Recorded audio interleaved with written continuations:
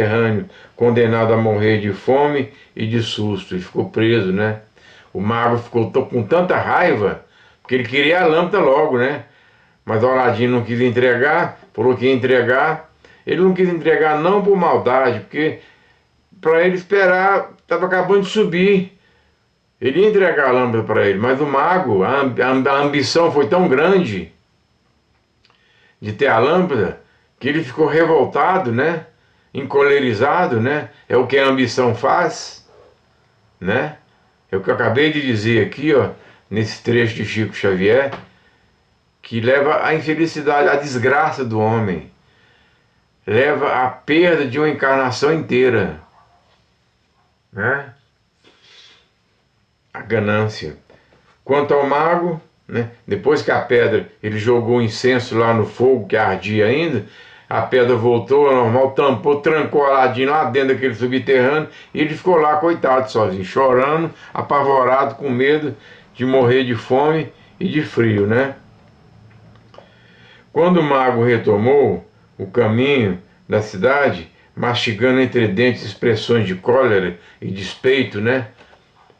Ele saiu com raiva, com despeito, de cólera. O despeito, a cólera, gente, isso destrói uma encarnação inteira do homem, né? A inveja, o despeito, né? A raiva, né? A ambição, são uma das piores mazelas da humanidade. Isso estragam a encarnação inteira, assim como outras mazelas, né? Durante anos e anos, estudar o mago, né? Ele está dizendo aqui, esse trecho que fala sobre o que o mago fez durante anos. Durante anos e anos, o mago estudara as estrelas, folheava livros e mais livros, fizera conjuros para descobrir o paradeiro da lâmpada e finalmente alcançara seu intento. Chegara a descobrir que a única pessoa capaz de abrir o subterrâneo seria um rapaz de nome Aladim.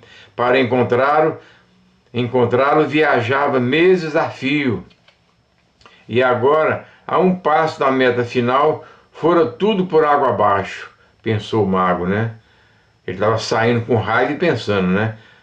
O pobre Aladim continuava lá no fundo sozinho, na escuridão, coitadinho, tão assustado que nem voz lhe sobrava para gritar. Compreendia agora a armadilha que o apanhara o falso tio, né? Ele compreendia que o tio era um homem falso, não era tio dele porcaria nenhuma. E pensando na mãe, torcia as mãos de desespero, assim, ó, né?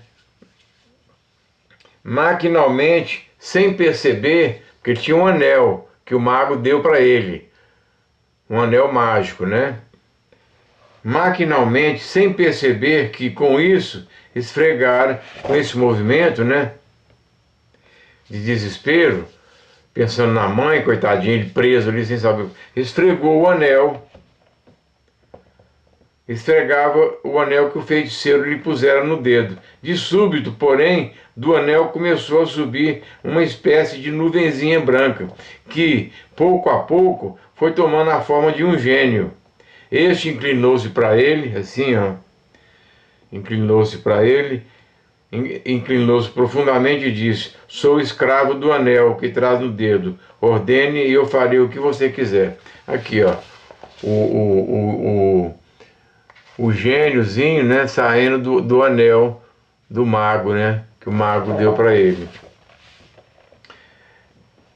Apenas se recobrou um pouco desse novo abalo, só a muito custo Aladim conseguiu falar. Tire-me daqui, por favor. Mal acabara de falar e já estava ao lado de fora, estonteado pela luz do sol.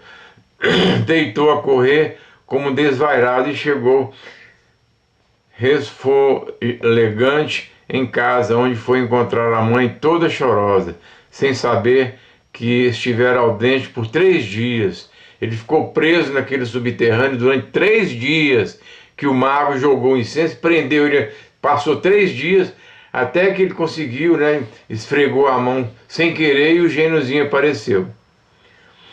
Contou à mãe todas as surpreendentes peripécias porque passara, e os dois se abraçaram, felizes, e depois Aladim disse: estou com fome.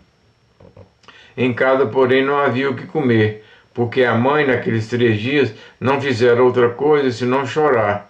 Não fiara e, por conseguinte, não ganhara. Mas lembrou-se Aladim: vamos tratar de vender essa lâmpada a algum vizinho? É muito velha, mas pode, né? Ele pensou: vamos vender a lâmpada, que ele estava com a lâmpada, né? Aqui na cintura, além do anel do dedo, né? Vamos vender essa lâmpada, mamãe, mas pode ser que alguém goste dela assim mesmo. A mãe olhou a lâmpada com ar de dúvida. Ela está tão suja, meu filho. Vou tentar esfregá-la para que faça melhor figura. E começou a lavar a lâmpada, né? Para limpar a lâmpada, né? Pegando um trapo e um pouco de areia, pôs a esfregá-la, porque vigorosamente, né? A lâmpada. Começou a esfregar a lâmpada, né? Esfregar a lâmpada para poder vender ela, né? Para comprar alguma coisa para comer. E do biquinho foi saindo um fiozinho de vapor embranquiçado, que aos poucos foi condensando até que se tornou o aspecto de um gênio, alto e corpulento, um gigante. Olha aqui, ó, a mãe limpando a lâmpada, e foi saindo um gênio, apareceu um gênio enorme, né? Ele inclinou-se profundamente, assim, ó, e apresentou-se: sou escravo da lâmpada, ordene e faria o que você quiser. Ela, porém, estava impossibilitada de lhe dar qualquer ordem, perdeu os sentidos e, com um baque surdo, caiu no chão, bum, né? Desmaiou. Aladim, porém, jamais familiarizado com gênios, disse: escravo da lâmpada, tenho fome. Imediatamente o gênio desapareceu, voltando a meter-se na lâmpada para voltar dali a instante, trazendo uma mesa de prata, posto com todo luxo e carregada das iguarias mais deliciosas que eles nunca tinham comido na vida. Então Aladim, enquanto o gênio tornava a desaparecer, borrifou água fria no rosto e voltou a si. E os dois sentaram à mesa e comeram e beberam como nunca na vida. Depois guardaram a lâmpada num escrínio, né? Num tipo de um cofrezinho. Daquele dia em diante, Aladim deixou de frequentar a molecada, os moleques da rua, né? Para se dedicar seriamente aos negócios. Vivendo sem luxos e sem desperdícios, criou logo uma fama no mundo dos mercadores. E um belo dia descobriu também o valor incalculável da fruta colhida no subterrâneo, e conservou também zelosamente num escrínio, né, tipo de um cofrezinho. Passaram-se os anos, até que, certa manhã, ao se encaminhar para o mercado, Aladim ouviu um pregoeiro a gritar pelas ruas: a princesa Budur, filho do sultão, deseja dar um passeio. Devem, pois, retirar-se todos para suas casas. Aquele que ousar olhar a princesa será condenado à morte. Olha só, quem ousar sequer olhar a princesa ia ser morto. Aladim sentiu-se tomado de urgente curiosidade, ardia em desejo de ver a princesa. Como eu gostaria de ver o seu rosto, tão encantadoramente belo, no dizer de todos, né? Aquele anunciando, ó, a princesa vai passar, todos devem entrar para suas casas, aquele que olhar a princesa vai morrer. O ordenança do rei, né? Escondeu-se, pois, no átrio da primeira casa que encontrou, e ele ficou à espreita ali, ó. Ficou ali, ó, olhando assim, ó, a princesa passar. A espreita através do portão entreaberto. A princesa passou. Era de fato bela e radiosa como o sol. Aladim voltou para casa com sua imagem no coração. Desde então, perdeu o sono e a fome, levava os dias a suspirar. Por fim, acabou chamando a mãe para lhe dizer: peço-lhe que vá hoje mesmo visitar o sultão e lhe peça para mim a mão da princesa Budur. A princípio, a boa mulher julgou que o filho perdera o juízo, né?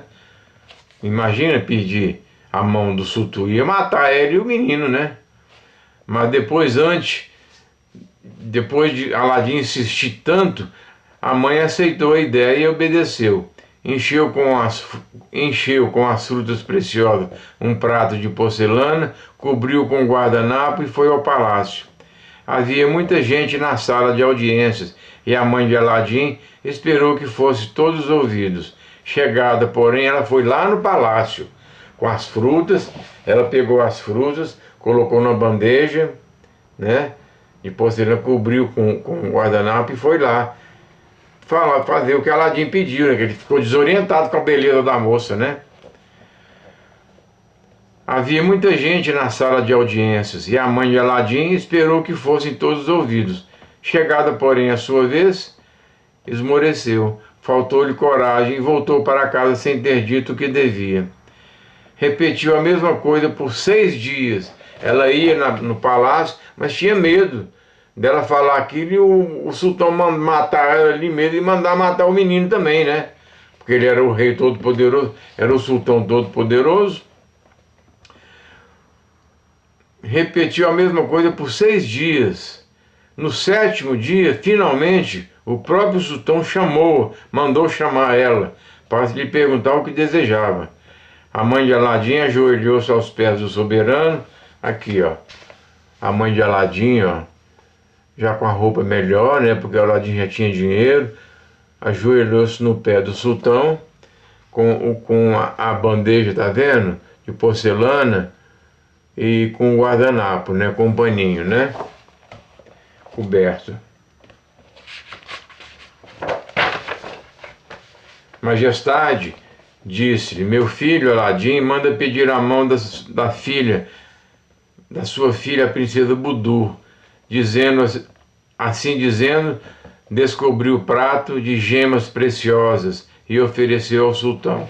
Olha só as pedras preciosas que achou no subterrâneo lá, que nenhum monarca da terra jamais teria pedras iguais. Eram rubis, safiras, né, em forma de frutas. O vizir demonstrando, o vizir era o tipo o porta-voz, né, o conselheiro do rei, né, do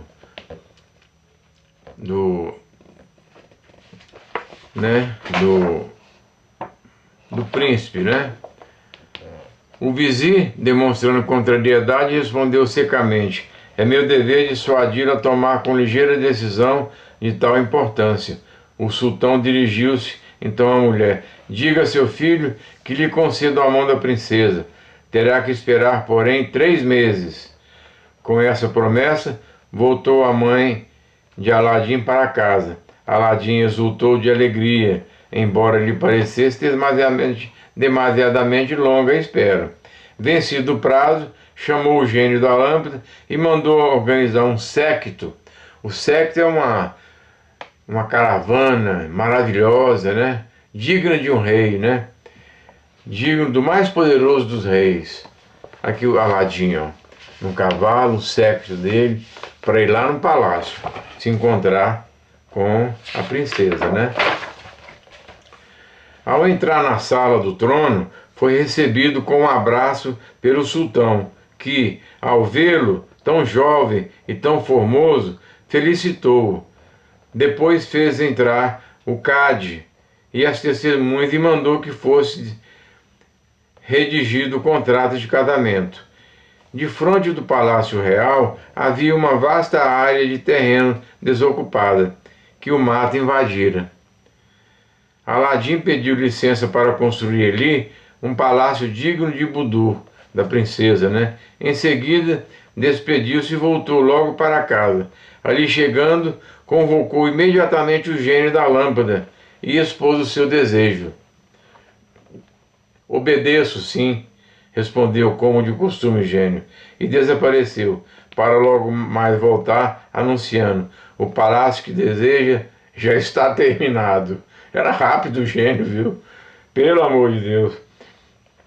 Na manhã seguinte, olhando pela janela ao despertar, o sultão ficou sem saber o que se devia crer no que via com seus próprios olhos.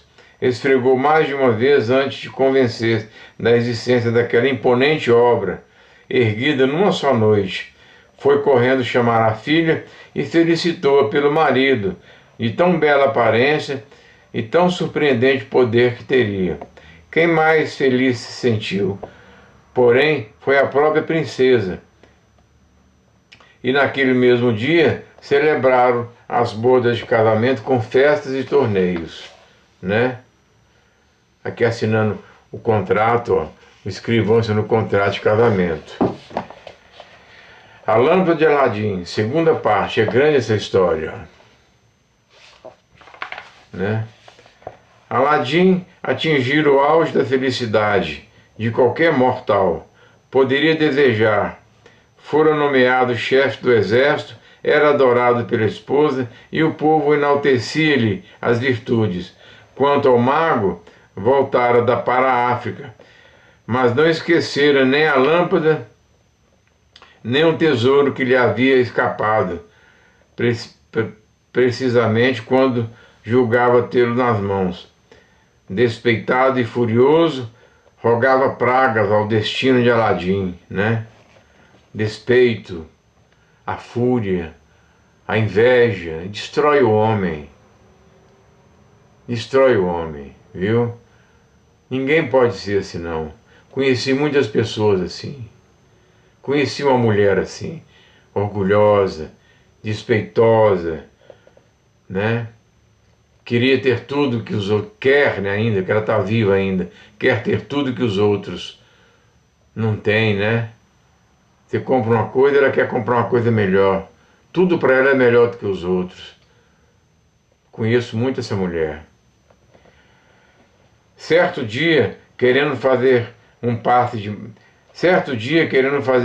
de mágica para saber que fim levara o causador de sua desdita, espalhou pelo chão um punhado de areia e traçou estranhos sinais.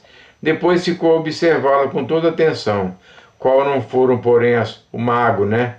Isso foi o feiticeiro, ó. Certo dia, o feiticeiro, querendo fazer um passe de mágica, para saber o fim que levara o causador da sua desgraça, né? Que ele ficou sem a lâmpada, né? Espalhou pelo chão um punhado de areia e traçou estranhos sinais. Depois ficou a observá-los com toda atenção. Qual não foram, porém, a sua surpresa e a sua cólera ao descobrir que Aladim não só vivia como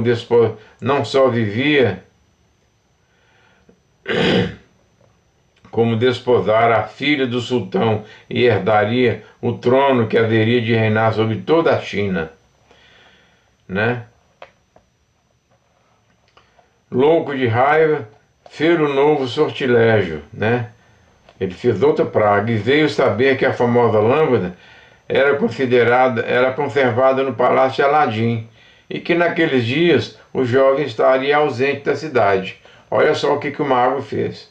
Pensou em 1000 maneiras de conseguir o objeto de sua cobiça. Por fim, decidiu-se por uma que lhe pareceu melhor. Disfarçou de mercador e, servindo-se de seus poderes mágicos, em poucos dias estava na capital da China. Ao chegar, procurou um caldeeiro e disse-lhe: preciso de uma dúzia de lâmpadas, todas iguais, desse tipo antigo, que se enche de óleo e tem um bico para estopim. Pagarei o preço que pedi, contanto que para essa noite estejam prontos. O artesão surpreendeu-se. Ninguém jamais lhe fizera uma encomenda daquelas. Porém, aqui, ó, o mago fazendo os riscos no chão para descobrir o paradeiro de Aladim, né? Ele era mágico, né? Ele era feiticeiro. O artesão, o fabricante de lâmpadas, né? Surpreendeu-se, porque ninguém jamais lhe fizera uma encomenda daquele tipo. Porém, quando o feiticeiro mostrou-lhe um punhado de moedas de ouro, deu de ombros e pensou consigo: é um dos meus clientes exóticos que aparecem por aqui. Será atendido, meu senhor, respondeu, porém, inclinando-se. Assim, o derviche se retirou, convocou os seus empregados. Assim que o mago se retirou, o fabricante de lâmpada convocou todos os seus empregados e aprendizes, e à tarde as 12 lâmpadas estavam prontas. O cliente foi buscá-las, colocou-as no cesto e saiu apregoando pelas ruas. Lucerna e lâmpada, né? Lâmpadas, ofereço uma lâmpada nova por uma lâmpada velha. Quem quer trocar? O povo saía à janela e ria, a mais não poder. Onde já se ouvira falar coisa igual, aos poucos uma fileira de molecotes foi se agregando ao falso mercador, que fazia algazar. O homem é doido, o homem é doido. Como é que ele ofereceu uma lâmpada nova por uma lâmpada velha? Aqui, ó. Ele oferecendo, ó, uma lâmpada velha e a molecada atrás, ó. Tá vendo?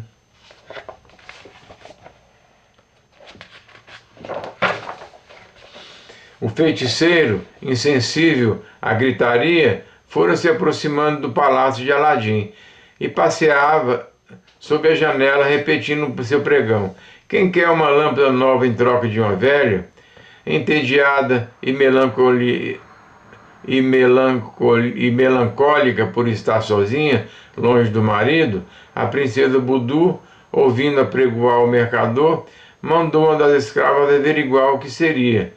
A moça voltou, trazendo a seguinte confirmação: sim, estava ali um mercador ambulante que trazia um cesto cheio de lâmpadas novinhas em folha, brilhantes como ouro, dessas que se usam com azeite e que tem um estupim. Sim, era verdade. O homem dava uma lâmpada nova em troca de uma velha. E a princesa Budu teve a ideia que pareceu genial, disse a escrava. Vi nos aposentos de meu marido uma lâmpada muito velha e toda amassada. Vá correndo buscá-la e leva ao mercador para ver se mantém a palavra, né? Mandou a empregada pegar a lâmpada lá, a lâmpada dela que Aladim guardava, bem guardada, e deu para o mercador, coitado, e deu uma nova. Aladim vai ficar feliz, vai ficar satisfeitíssimo com a troca. A escrava obedeceu e entregou ao mago a cobiçada lâmpada. Quando o mago, né, o derviche, a teve em suas mãos, largou-lhe mesmo na rua, aos pés da escrava, o cesto de lâmpadas novas, e metendo-a debaixo da roupa, à altura do peito, deixou-a correr feito um desvairado, e só foi deter-se fora da cidade, em pleno campo. Agarrou então a lâmpada e pôs-se a esfregá-la freneticamente. O gênio apareceu e ordenou: tome o palácio de Aladim com todos os seus habitantes e depois transporte tudo, inclusive eu, para a minha terra na África. Ele morava na África. Quando na manhã seguinte, ao despertar, o sultão foi à janela e procurou com os olhos o palácio da filha. Assombrou-se ao ver ali uma área de terreno completamente vazia e coberto de mato, né, no lugar do palácio, né? Chamou então o grão-vizir, né, o primeiro-ministro, e ordenou: assim que Aladim estiver de volta, seja amarrado e trazido à minha presença. E assim foi feito. Algumas horas mais tarde, Aladim comparecia perante ao sultão, com as mãos atadas. Vinha confuso o pobre e mortificado pois não encontrava explicação para aquela espécie de tratamento. O sultão berrava, desatinado, lançando acusações sobre acusação. Por fim, tendo desabafado, com o ânimo mais sereno, pôde explicar. Aladim, minha filha desapareceu, e você deve prestar contas disso. Se não trouxer a minha presença, será decapitado. O sultão falou para ele, né? Majestade, dê-me 40 dias de tempo, suplicou Aladim. Foi atendido. O sultão deu 40 dias para ele resolver o problema. Novamente, livre, encaminhou-se sozinho para o deserto. De súbito, lembrou-se do anel que lhe dera o feiticeiro e que trazia no dedo. Esfregou e logo o gênio apareceu. Leve de volta ao seu lugar o meu palácio, minha esposa e todos os que estavam em sua companhia, ordenou ao gênio do anel. Ele esfregou o anel, né? Sim, mas o gêniozinho que apareceu era um gênio menor, falou para ele, mas o escravo do anel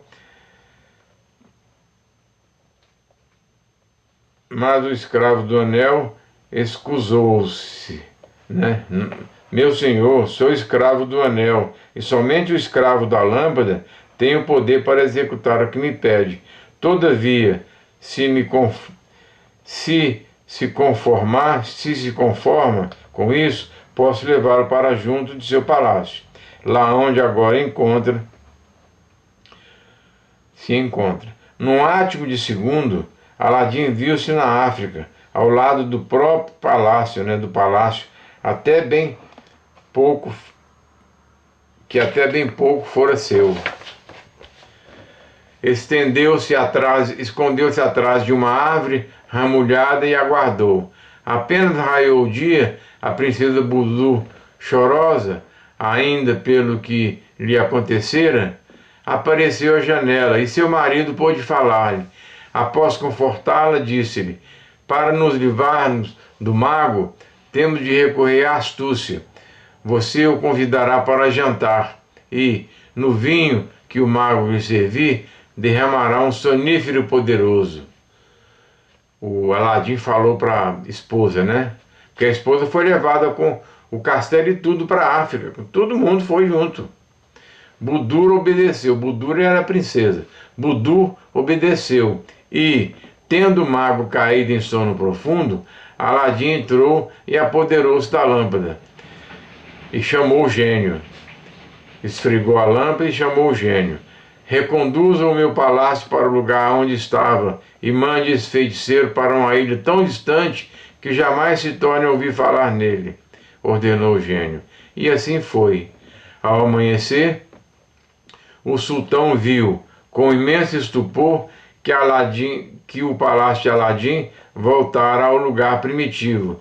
E quando soube o que havia se passado, como se haviam passado as coisas, pela alegria de ter novamente junto de si a sua filha e o genro, deu ordem para que se preparasse grandes festejos, e a comemoração da volta de Aladim e sua mulher prolongou-se por mais de uma semana. Aqui, ó, Aladim juntos, feliz, né? Aqui, ó, Aladim, aqui o sultão furioso, e Aladim na janela, explicando tudo o que aconteceu, né? E assim termina a história. Essa história narra, então,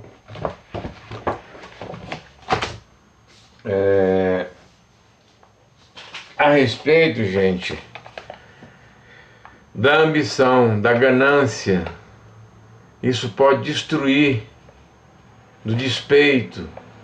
São todos irmãos de sangue, do orgulho, da vaidade. São todos irmãos de sangue. Isso destrói uma encarnação inteira. Acreditem, viu?